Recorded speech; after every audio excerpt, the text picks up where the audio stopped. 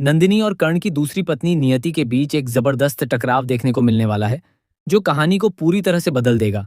हालात इतने बिगड़ जाएंगे कि दोनों आमने सामने आकर एक ऐसी लड़ाई में उलझेंगी जहां भावनाएं, गुस्सा और सच्चाई सब कुछ एक साथ बाहर आएगा।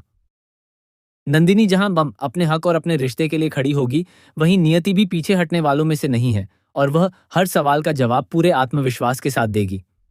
कहानी में बड़ा मोड़ तब आता है जब कर्ण की इस छुपी हुई सच्चाई का खुलासा नंदिनी के सामने हो जाता है। अब तक जो राज छिपा हुआ था, वह धीरे धीरे सबके सामने आने लगता है।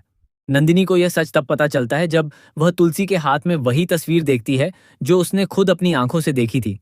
कर्ण एक रहस्यमयी औरत यानी नियति को गले लगाते हुए। यह दृश्य नंदिनी के दिल को तोड़ देता है और उसके मन में हजारों सवाल खड़े कर देता है। उधर गौतम, जो पहले से ही इस पूरे मामले पर नजर रखे हुए है, अपने जासूसों के जरिए हर जानकारी इकट्ठा कर रहा होता है। वह तुलसी को समझाने की कोशिश करता है कि समय के साथ इंसान बदल जाता है और कर्ण भी अब पहले जैसा नहीं रहा। लेकिन एक माँ का अपने बेटे पर भरोसा इतना मजबूत होता है कि तुलसी इन बातों को मानने से इनकार कर देती है। उसे यकीन है कि उसका बेटा गलत नहीं हो सकता और उसने जो कस्में खाई हैं वह झूठी नहीं होंगी। कर्ण खुद भी एक बहुत बड़ी उलझन में फंसा हुआ है। एक तरफ उसका सच्चा प्यार नंदिनी है और दूसरी तरफ नियति, जिसके साथ वह मजबूरी में बंधा हुआ है। कर्ण बार बार यही कहता है कि वह नंदिनी से ही प्यार करता है, लेकिन नियति के साथ रहना उसकी मजबूरी है। यही मजबूरी इस कहानी की सबसे बड़ी गुत्थी बन जाती है।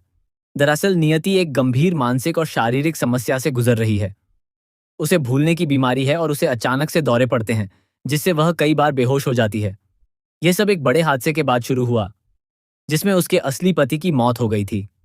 इस हादसे के बाद नियति की याददाश्त इस तरह प्रभावित हुई कि वह कर्ण को ही अपना पति मानने लगी।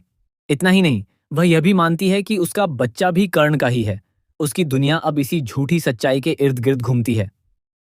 कर्ण इस सच्चाई को जानता है और इसी वजह से वह चुप है। वह नहीं चाहता कि नियति को सच्चाई का पता चले, क्योंकि इससे उसकी तबीयत और बिगड़ सकती है। लेकिन इस चुप्पी की कीमत वह अपने रिश्ते से चुका रहा है। नंदिनी को लग रहा है कि कर्ण उसे धोखा दे रहा है, उससे झूठ बोल रहा है और पूरे परिवार को भी अंधेरे में रख रहा है। जैसे जैसे कहानी आगे बढ़ती है, नंदिनी और नियति का आमना सामना होता है। यह पल बेहद तनावपूर्ण होता है। नंदिनी सीधे सीधे नियति से सवाल करती है कि वह कर्ण को कैसे जानती है। जवाब में नियति पूरे विश्वास के साथ कहती है कि कर्ण उसका पति है।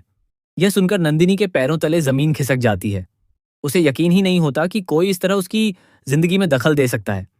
इसके बाद दोनों के बीच तीखी बहस शुरू हो जाती है, जो धीरे धीरे एक बड़ी लड़ाई में बदल जाती है। नियति साफ शब्दों में कह देती है कि कर्ण सिर्फ उसका है और हमेशा उसका ही रहेगा, इसलिए नंदिनी को उससे दूर रहना चाहिए। यह बात नंदिनी को अंदर तक झकझोर देती है और वह भी अपनी सच्चाई सामने रखने का फैसला करती है कि वह ही कर्ण की असली पत्नी है। लेकिन कर्ण इस सच्चाई को सामने आने से रोकना चाहता है। वह नहीं चाहता कि नंदिनी सब कुछ बता दे, क्योंकि इससे नियति की हालत और खराब हो सकती है। इसी वजह से जब दोनों के बीच झगड़ा होता है, तो कर्ण नंदिनी का साथ देने के बजाय नियति का साथ देता है। यह पल नंदिनी के लिए सबसे बड़ा झटका होता है, क्योंकि जिसे वह अपना सबसे बड़ा सहारा मानती थी, वही उसके खिलाफ खड़ा नजर आता है। कर्ण का यह फैसला नंदिनी के दिल को पूरी तरह तोड़ देता है। उसे महसूस होता है कि अब इस रिश्ते में उसके लिए कुछ भी नहीं बचा है। अपने आत्मसम्मान और टूटे हुए दिल के साथ वह एक बड़ा फैसला लेती है, कर्ण को हमेशा के लिए छोड़कर जाने का। यह फैसला आसान नहीं होता, लेकिन हालात उसे इस मोड़ पर ले आते हैं जहां उसे खुद के लिए सोचना पड़ता है। नंदिनी का यह कदम पूरे परिवार को हिलाकर रख देता है। एक तरफ कर्ण अपनी मजबूरियों में उलझा हुआ है, तो दूसरी तरफ उसने अनजाने में अपना घर और अपना प्यार खो दिया है। अब सवाल यह उठता है कि क्या कर्ण कभी इस सच्चाई को सबके सामने लाएगा? क्या नियति की असली हालत सामने आएगी?